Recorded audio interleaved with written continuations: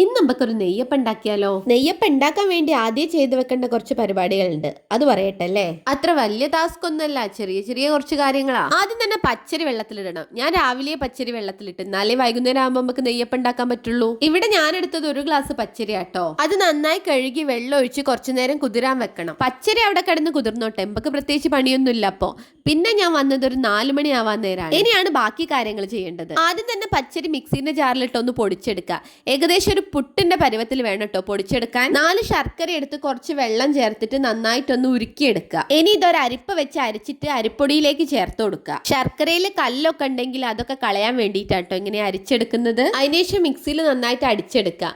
പിന്നെ ചെയ്യേണ്ടത് എന്താന്ന് വെച്ച് കഴിഞ്ഞാൽ 3 വലിയ സ്പൂണ് മൈദ കൂടി ഇതിലേക്ക് ചേർത്ത് കൊടുക്കണം. മൈദ ചേർത്തതിന് ശേഷം ഇതേപോലെ തന്നെ മിക്സിയിലിട്ട് നന്നായിട്ട് അടിച്ചെടുക്കുക. ഇനി ഇത് മിക്സിന്റെ ജാറിന്ന് ഒരു പാത്രത്തിലേക്ക് മാറ്റുക.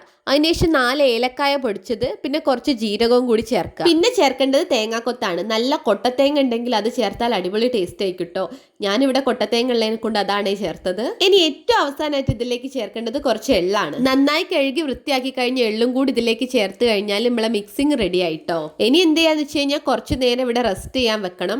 ഏകദേശം 1 മണിക്കൂറിനടുത്ത് വെച്ചാൽ മതിയാവുന്നതാണ് തോന്നുന്നത്. ഞങ്ങൾ ഏകദേശം 1 മണിക്കൂർ കഴിഞ്ഞേരാണ് എടുത്തുണ്ടാക്കിയത്. ഇനിയിപ്പോൾ അടുത്ത പ്രധാനപ്പെട്ട പണി എന്ന് പറയുന്നത് ഇതൊന്ന് ചുട്ടെടുക്കലാണ്. ഈ സൺഫ്ലവർ ഓയിലൊക്കെ എടുക്കുന്നതിനെക്കാട്ടിലും വെളിച്ചെണ്ണയിൽ ഉണ്ടാക്കുമ്പോഴാണ് നെയ്യപ്പത്തിന് കൂടുതൽ ടേസ്റ്റ്. നാലേ ഉള്ളുമ്പോഴേ ആ പഴയ കുട്ടിക്കാലത്തെ നൊസ്റ്റാൾജിക് നെയ്യപ്പം കിട്ടുള്ളൂ. പിന്നെ ഇപ്പോഴത്തെ വെളിച്ചെണ്ണേന്റെ വിലയൊക്കെ കേൾക്കുമ്പോഴാണ് നമ്മൾ അറിയാണ്ട് ഓയിലിലേക്ക് മാറിപ്പോവുക. പക്ഷെ ഞാൻ ഏതായാലും നെയ്യപ്പത്തിന്റെ ആ പഴയ രുചി കിട്ടാൻ വേണ്ടിയിട്ട് ഇപ്പോഴും വെളിച്ചെണ്ണ തന്നെയാണ് എടുത്തത്. കോരി ഒഴിക്കുമ്പോൾ നല്ല മുങ്ങിക്കിടക്കാൻ പാകത്തിന് വെളിച്ചെണ്ണ ഒഴിക്കണം കേട്ടോ. വെളിച്ചെണ്ണ നല്ലോണം ചൂടായി വരുമ്പോൾ ആ മാവിന്ന് ഒരു കരണ്ടി എടുത്ത് കോരി ഇതിലേക്ക് ഒഴിക്കുക.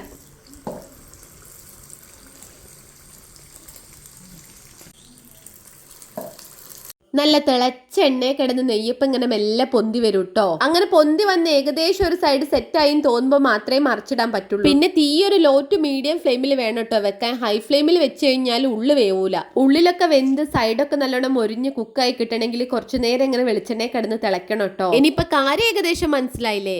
ഇത് കോരി മാറ്റിയതിന് ശേഷം അടുത്തത് ഒഴിക്കുക, പിന്നെ അത് റെഡിയാക്കി എടുക്കുക, പിന്നെ അടുത്തത് ഒഴിക്കുക, അങ്ങനെ ചുട്ടെടുക്കുക. സൈഡൊക്കെ നന്നായിട്ട് മൊരിഞ്ഞിട്ട് പുറമെ നല്ല ക്രിസ്പി ആയിട്ടുള്ള നെയ്യപ്പം നമുക്ക് ചുട്ടെടുക്കുക കേട്ടോ. നല്ല ശർക്കരേന്റെ മധുരവും ഇടയ്ക്കാ തേങ്ങാപ്പൂള് കടിക്കുകയും കൂടി ചെയ്യുമ്പോൾ ഒരു അടിപൊളി ടേസ്റ്റ് ആണ്. നെയ്യപ്പാണോ ഉണ്ണിയപ്പാണോ ഇഷ്ടം ചോദിച്ചു കഴിഞ്ഞാൽ ഇതുവരെ ഞാൻ ഉണ്ണിയപ്പം തന്നെ കേട്ടോ പറയല്. പക്ഷെ ഇന്ന് എന്താണെന്നറിയില്ല, ഈ നെയ്യപ്പം എനിക്ക് ഭയങ്കര ഇഷ്ടമായിട്ടോ.